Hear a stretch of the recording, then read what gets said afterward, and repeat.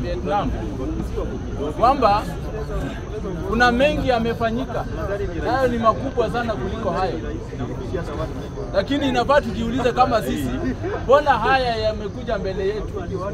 Wacha niseme hivi, nirudishie shukrani kwa wale ambao wamefanya follow up, wakapiga simu, ambapo inafanya saa hii ule msana yetu bado ako hai. Sitaenda kwa mengi kwa hayo kwa sababu kuna mengi makubwa sana nyuma ya Nduta ambapo mimi siwezi yaelewa zaidi, lakini nasema shukrani kwa wale wenye wamepiga simu, mambo imekuwa sawa. Jambo la pili, naongelea mambo ya church. Mimi nauliza Ole Sapit, wewe ni ule mwenye inafaa uelekeze wa Kenya na kila mtu katika njia iliyonyooka ya uokovu. Mimi nauliza, hiyo siku yenye ulikuwa unatoa instructions kuhusu mambo ya contributions na mambo ya funding na mambo ya politicians kwa pulpit, mbona ukasema hiyo wakati na hiyo siku kule Eldoret kulikuwa na contribution ilikuwa inaendelea, wanasiasa walikuwa kwa pulpit kama wanatoa pesa? Mbona unitime kama wako huko na ukaanza wewe ni activist? Mimi nauliza Ole Sapit, wewe kama ni activist, ukuje katika street ya Nairobi, ushikane na sisi, tuanze kurandaranda na wewe kwa street. Kwa hivyo wewe uokovu yako ni kutupeleka katika shimo, au upeleki wa Kenya mahali penye inafaa. Nikimaliza hiyo, narudi kwa mambo yetu ya hapa, uongozi wetu wa hapa Bunge la Mwananchi. Bunge la Mwananchi uongozi umeoza. Mimi nasema kama Francis, hapa niko na speaker. Hakuna mtu mwenye anafanya kazi kama speaker, kama sio speaker. Kwa hivyo kuna mwingine anajiita hapa ati Secretary General wa Bunge la Mwananchi. Unaweza kuaje wewe ulikuwa opposition leader ama ulikuwa opposition, ulikuwa unapinga hii serikali ya huyu bwana speaker. Mr. Isaac alikuwa anapinga serikali ya Isaac ya speaker wetu hapa, na amekuja hapa yeye anajiita yeye ni Secretary General. Secretary General unaweza kuaje secretary? Raila Amolo Odinga anaweza kuaje Secretary General wa UDA? Kwa hivyo hapo tuko na confusion. Nataka speaker upange siku tueleze. Tunataka tujue Secretary General ni nani. Kwa hivyo kama uwezi tujue ya kwamba Isaac akuja na serikali yake wa take over, kweli ama si kweli? Kwa hivyo nikiendelea, nikimalizia mimi hii serikali ya William Samoei Ruto, mimi nilipigia kura na nilikuwa fan sugu sana wa William Samoei Ruto, lakini the moment Mheshimiwa Raila Amolo Odinga ameingia katika hii serikali, mimi nimeamua kukanyaga nje, na mimi nitakaa nje na nitaendelea kuangalia nini na nini inaendelea, kwa sababu Senator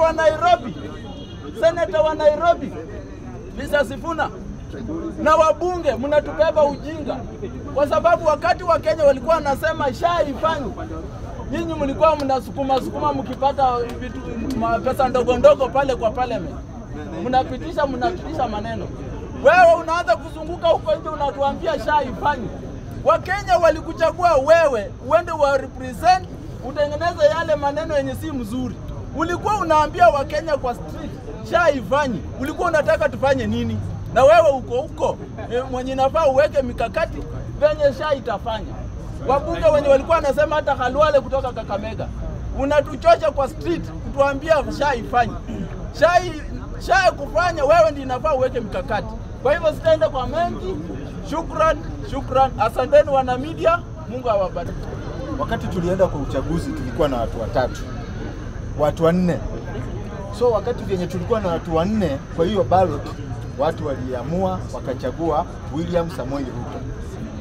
Juu waliamua wakachagua William Samoei Ruto, sisi pia mara hii tumesema hakuna mahali watu wenye wanasoma Ruto must go, hakuna mahali penye Ruto anaenda. Hii 2027 hata sisi tunalipisha. 2032 tutakaa kwa meza sasa tunegotiate, tujue ni kiongozi gani tutaleta atuongoze. Jambo lingine, Hii mambo ya Raila kwenda kujitetea huko anasema sijui mimi Ruto alinitafuta. Sijui anajitetea kwa nini. Yafai kujitetea. Juu alikuwa kwa ballot na Wakenya wakasema yafai wakapatia mtu anafaa. So yeye kama ako kwa serikali atulie, hata hii mambo mingi ya kujitetea inafaa waachane nayo. Juu yeye watu walichagua mtu mwenye walitaka. Kitu kingine, kuna kabila hii Kenya bado iko na narrative ya kusema ati wanawake hawezi kuongoza. Hizo kabila ni 3. Somali, Wakisii na Wameru.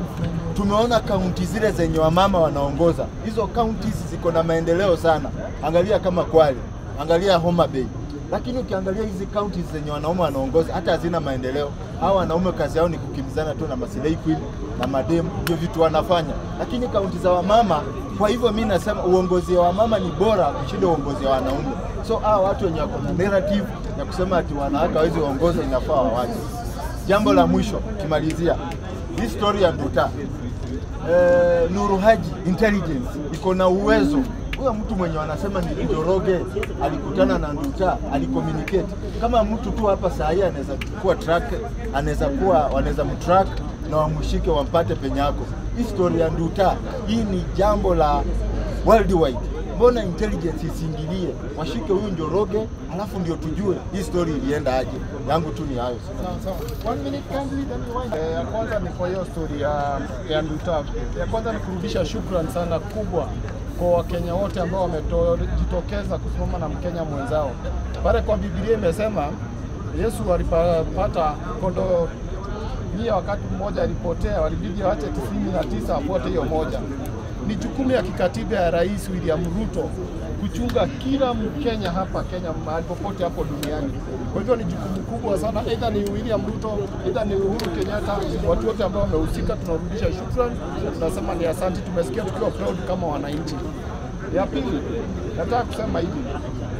William Ruto kama rais anafaa achukue jukumu ya kwanza kufanya investigation na tukume DCI wachunguze international airport yetu ambayo inapitisha madawa na mihadarati. Maana ingekuwa rais huyo mwanamke kutoka Kenya afikishe Vietnam hizo madawa za kulevya. Kwa hivyo ni hiyo airport ifanywe reshuffle na uchunguzi uanzishwe mara moja. Ya pili, nataka kuongea kuhusu uongozi wa hapa kwetu Jimbaji, bunge la mwananchi. Nimeona wanasiasa wengi ambao wanajitokeza wanalaumu sana sisi wa Kikuyu kwa hii mikakati ambayo imetokezea, mpaka imekuwa ni kama tunaanza kupigwa sisi kama Wakikuyu. Tumesema hivi, pia sisi tulipotia Raila Odinga, tulifuata maagizo ya Uhuru Muigai Kenyatta na tukasimama na Raila Odinga na wengine wakasimama na William Ruto. Sioni kwa nini sasa tumeanza kukua ni kama tunaanza kuingiliwa na makabila mengine kwa maandalizi na mambo ambayo inaendelea hapa kwa sisi. Kwa hivyo tungemuomba Gaucho na wale ambao wanapitisha hiyo kasumba ya kutufanya Wakikuyu kuwa kama ndio adui ikatizwe. Tunaomba tu kwa unyenyekevu. Hatujui miaka 5, 10, 20 inakuja kama watahitaji Wakikuyu pia kusimama nao wakati mwingine. Kwa hivyo tunaomba hiyo kasumba isizuiliwe na isimamishwe. Ya mwisho ambao ningetaka kuuliza spika wetu kupitia bunge la mwananchi. Hii nchi tuna shida kubwa sana ya wafanyikazi. Imefika wakati bunge la mwananchi lazima tuweke mjadala kuhusu kotu. Maana ni extortion inaendelea. Huwezi niambia kwanza 1985 wamekuwa kichukua pesa ya wananchi kama kotu. Atuoli yeye kazi yake ni kuzunguka, ajengi shule, ajengi hospitali, ajengi barabara, lakini mwisho wa mwezi Wakenya zaidi ya milioni 4 wanakatwa kila mwisho wa mwezi pesa ya kotu. Sasa imefika wakati sisi kama Wakenya na bunge la mwananchi tu address hiyo issue. Asanteni. Nduta issue. Mary Nduta issue, if Mary Nduta is executed, we will never forgive the current regime led by Honorable William Samoei Ruto. And I went to tell President William Samoei Ruto, ensure Mary Nduta is not executed by all means. If possible, go there and pump that small country called Vietnam. That's a very small country to present the Republic of Kenya. Number 2, if Mary Nduta is executed, the CS for Foreign Affairs, Honorable Mudavadi and his Foreign Affairs PS, you immediately resign because of poor diplomatic relations. I want to say this categorically without fear or favor. The current regime has failed the people of Kenya. And that's why the people of Kenya are so desperate to do whatever it takes to put money into their pocket. The people of Kenya are lacking enough resources or enough opportunities to create more money into their pockets. So the current regime has failed the people of Kenya. Do what it takes to ensure Mary Nduta is not executed. If he is executed, Mr. President, kindly resign. Don't waste our time. We are doing nothing in that seat. And we will never beg you for that. And we will never forgive you for that. Number two, I want to talk about what I saw yesterday. The other day, SK Macharia telling us today that Raila has been, his voice has been stolen. I don't know what, and he has been here telling us he's an ardent supporter of the Honorable Raila Amolo Odinga. That's a big lie. Na hiyo kipindi tushaiona, tunajua huyu mzae wa Bondo anataka kupitia mlango ya nyuma, aingie tena kwa debe. Wewe kuja kwa debe, acha kuanza kuzunguka.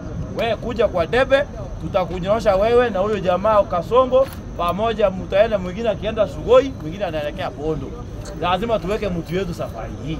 Ya tatu, wananchi wa bunge tumeanza safari ya kuhakikisha tunaweka ndugu zetu kwa vyeo za MCA, MP, Senator, Governor, hata President. Raundi hii hatupangwi, tunapanga. Sawa sawa? So mtu asije kutuambia sisi hapa ya kwamba iko mtu tunangojea hapa, hatungoji mtu. Jana tulikuwa kule South B, eneo ya Nairobi South, tulipanga ndugu yetu huko, tunangoja kwa MCA. Na hivi karibuni tunaelekea kule Bomachoge na wakaribisha kwa wingi, na nyinyi mtanipanga huko. So asante sana Mheshimiwa Rais, hakikisha Mary Nduta is back home. If not, my friend, we will never give you peace. Yes. Kwa sababu Wakenya wanataabika because you have encouraged corruption in this country. Huyu jamaa alipita wapi akaingia Vietnam? Kama si askari wote wamelala hapo. Kama sio mambo ya corruption hii Kenya. Haya, hao wakora wanatumia yeye. Wako wapi? Wameshikwa mpaka sasa hivi. Wako wapi? Kwa sababu Mary Nduta hawezi fika Vietnam peke yake. Iko watu wanatumia yeye. Wacha kuchezea sisi bwana. Sisi hapana wajinga. Na sivyo serikali ijikwamue mamlakani imeshindwa kazi. Wananchi wa Kenya hawataabika kwa mikono ya hii serikali. Sisi wenyewe tunaelewa hii serikali bwana haifanyi kitu, ni kuibia wananchi. We will never allow such a kind of bribery in this country. Thank you, Mr. Speaker. Yes.